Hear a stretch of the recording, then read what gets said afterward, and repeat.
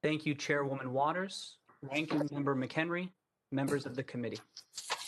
I'm happy to discuss with the committee my purchases of GameStop shares and my discussions of their fair value on social media. It is true that my investment in that company multiplied in value many times. For that, I feel enormously fortunate. I also believe the current price of the shares demonstrates that I've been right about the company. A few things I am not. I am not a cat. I am not an institutional investor, nor am I a hedge fund. I do not have clients, and I do not provide personalized investment advice for fees or commissions. I'm just an individual whose investment in GameStop and posts on social media were based upon my own research and analysis. I grew up in Brockton, Massachusetts. My family was not wealthy. My father was a truck driver, and my mom a registered nurse. I was one of 3 kids and the first in my family to earn a 4-year college degree when I graduated from Stonehill College in 2009. That was not a good time to be looking for a job. From 2010 to 2017, I worked at a few startup companies, but there were significant periods when I was unemployed. I took an interest in the stock market, and even though I had very little money, I used those times to educate myself and learn more about investing. In April 2019, after nearly 2 years unemployed, I accepted a marketing and financial education job at MassMutual. My wife Caroline and I were thrilled that I had an income and benefits. My job was to help develop financial education classes that advisors could present to prospective clients. I was not a stockbroker or a financial advisor. I did not talk to clients, and I did not recommend stocks for them to buy. Before and after I joined MassMutual, I studied and followed stocks. One of those was GameStop. In early June of 2019, the price of GameStop stock declined below what I thought was its fair value. I invested in GameStop in 2019 and 2020 because, as I studied the company, I became more and more confident in my analysis. 2 important factors, based entirely on publicly available information, gave me confidence that GameStop was undervalued. First, the market was underestimating the prospects of GameStop's legacy business and overestimating the likelihood of bankruptcy. I grew up playing video games and shopping at GameStop, and I plan to continue shopping there. GameStop stores still provide real value to consumers and reliable revenue for GameStop. Second, I believe that GameStop has the potential to reinvent itself as the ultimate destination for gamers within the rapidly growing $200 billion gaming industry. GameStop has a unique opportunity to pivot toward a technology-driven business. By embracing the digital economy, GameStop may be able to find new revenue streams that vastly exceed the value of its business. I am hardly the only person who has advocated these points. When I wrote and spoke about GameStop on social media with other individual investors, our conversations were no different from people in a bar or on a golf course or at home talking or arguing about a stock. Hedge funds and other Wall Street firms have teams of analysts working together to compile research and analyze shares of companies. Individual investors do not have those resources. Social media platforms like Reddit, YouTube, and Twitter are leveling the playing field. The idea that I use social media to promote GameStop stock to unwitting investors and influence the market is preposterous. My post did not cause the movement of billions of dollars into GameStop shares. It is tragic that some people lost money, and my heart goes out to them. But what happened in January just demonstrates again that investing in public securities is extremely risky. As I said earlier, I consider myself and my family fortunate with our investment. When the stock price broke $20 in December, I knew my investment was a success. I was so happy to visit my family in Brockton for the holidays. The money will go such a long way for us. We had an incredibly difficult 2020. Most difficult was the tragic and unexpected loss of my sister Sarah in June. I am grateful to be in a position to give back to and support my family. As for what happened in January, others will have to explain it. It's alarming how little we know about the inner workings of the market. And I am thankful that this committee is examining what happened. I also want to say that I support retail investors' right to invest in what they want, when they want. I support the right of individuals to send a message based on how they invest. As for me, I like the stock. I'm as bullish as I've ever been on a potential turnaround for GameStop, decisions made and I by remain you and invested this in the company. company have harmed your customers. Mr. Tenev, would you be willing to commit today to voluntarily pass on the proceeds of the payment for order flow to Robinhood customers? Congresswoman, I appreciate that question. When the statement you referred to was made, I believe 2015 or 2016, it was before Robinhood forced the entire industry to drop commissions and replicate our business model, which made payment. So is that I should take that as a no? You're not willing to pass on the proceeds of payment for order flow to your customers? When the other brokers dropped, I'm just talking about today, right now. Payment for order flow, Congresswoman, allows for commission-free trading. In the context of trading commissions, it's a much larger source of revenue in the past than payment. Mr. Tenev, I apologize, and I don't want to be rude. I just have limited time. But if removing the revenues that you make from a payment for order flow would cause the removal of free commissions, doesn't that mean that trading on Robinhood isn't actually free to begin with? Because you're just hiding the cost in terms of potentially poor execution or the cost of lost rebates to your customers.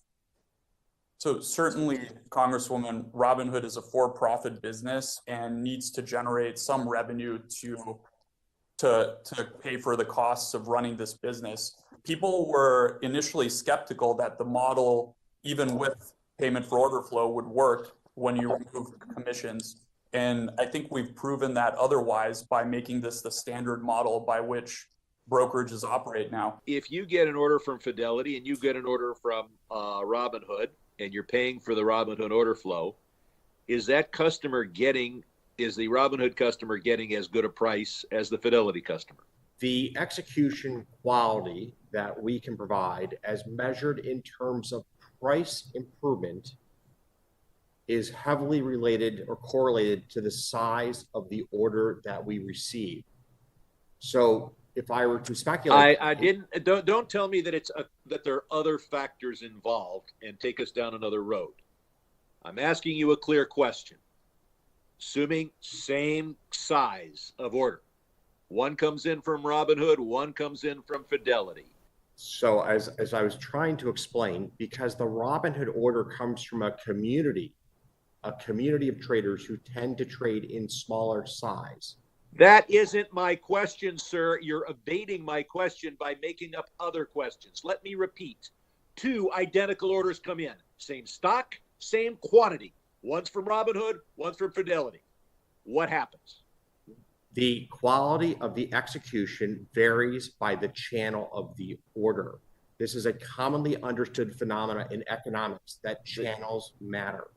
So, for example, when you go get a mortgage from JP Morgan to their clientele has a different rate of interest than a mortgage. Okay, reclaiming my time, sir. Who gets the better deal?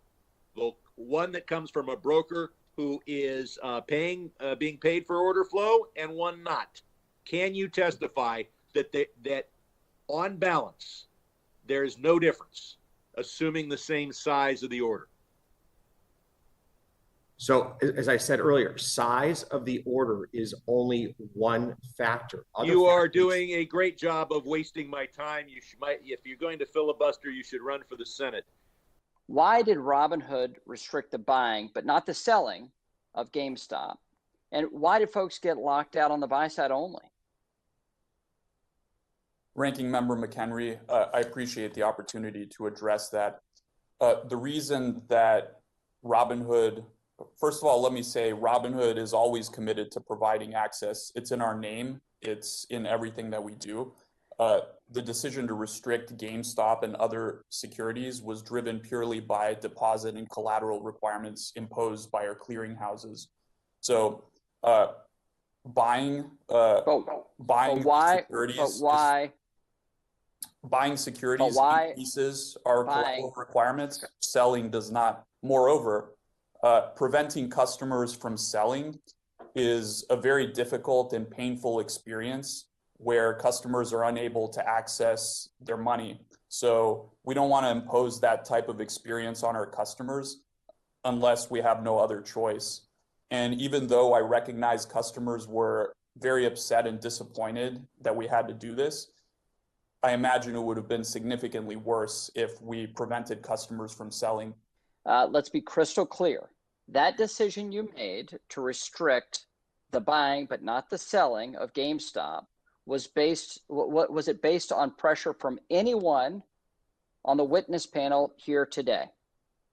Not at all. Zero pressure from anyone. It was a collateral depository requirement decision made by our Robinhood Securities president. Do you believe your lack of candor with your customers might have contributed to the wild speculation and confusion that resulted in the aftermath of your trading restrictions?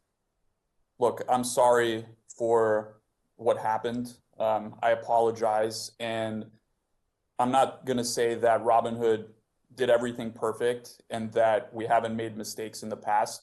But what I commit to is making sure that we improve from this, we learn from it, and we don't make the same mistakes in the future. And Mr. Plotkin, you made the comment in your testimony a minute ago that you were not trying to manipulate stock.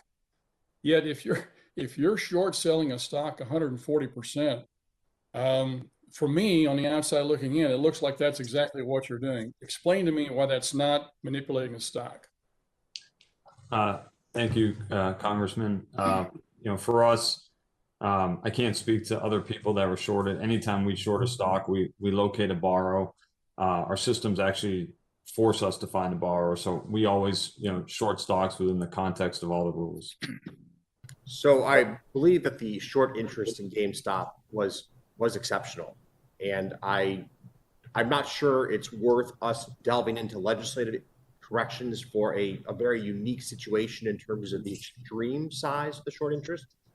I will say that all of the large market participants, in fact, every bank, every hedge fund does have to comply with the requirement to borrow shares to short shares in the course of their day in and day out business. The practice of naked shorting was largely curtailed by SEC mandate years ago. I have to ask this. You said that you didn't talk to anybody of Citadel Securities. Did anyone in your organization since January 1st contact Robinhood? Are you asking if we've had contact with Robinhood? With respect to GameStop and what we're obviously talking about. So, Congressman, we offered to have my colleague who manages that relationship be here today instead. He has firsthand knowledge. We, of course, are talking to Robinhood routinely in the ordinary course of business. We manage a substantial portion of their order flow. Well, I understand that, but did you talk to them about restricting or doing anything to prevent people from buying, not selling, but buying in GameStop? Let me be anybody in your organization. Let me be perfectly clear. Absolutely not. On January 28th, you represented to the media that there was no liquidity problem. Isn't it true that being concerned about having enough capital to meet deposit requirements, isn't that a liquidity problem? Could you just answer yes or no? Chairwoman Waters, I appreciate the opportunity to address that. Just yes or no? We always felt comfortable with our liquidity and the additional capital that Robinhood raised. Please answer yes or no. We always felt comfortable with our liquidity. I don't have time. I just need a yes or no answer. I stand by my statement. The additional capital we raised wasn't to meet capital requirements or deposit requirements. The gentleman, excuse me. I'm reclaiming my time. June 2020, Alex Kearns, who was 20 years old at the time, from Naperville, Illinois, killed himself, largely thanks to a bug in the Robinhood system. The bug was that he turned on the app, said he owed $730,000 that he did not have because of options positions that he thought canceled out but didn't appear to. He called the helpline. The helpline, of course, was not manned, as we've discussed. He sent several panicked emails, 3 to be precise, did not receive a response. Ultimately, there was a response from the email saying that, in fact, his positions were covered, but by that point, it was too late because he had taken his own life. Let's imagine right now that we are today's version of Alex Kearns. I'm nervous. I think I've got an exposure, and I call your helpline now. Let's call and let's listen in the time we have remaining to what I'm going to hear on the other end of the phone. Thanks for calling Robinhood. Please visit us at robinhood.com or on our app for support. If you have an urgent trading need, please make sure to include details of your order when reaching out. Thanks and have a great day. Is individual retail participation in the marketplace gambling, casino gambling, or using funny money? Mr. Gill, why don't we just start with you?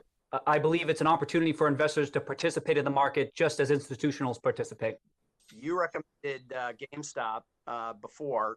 Would you buy their stock now at roughly 45? It started at 48 earlier today. You were talking about buying it and being happy when it hit cross 20. So are you buying that stock today? Well, let me just say that investing can be risky, and my particular approach to investing is rather aggressive and may not be suitable for anyone else. But for me personally, yes.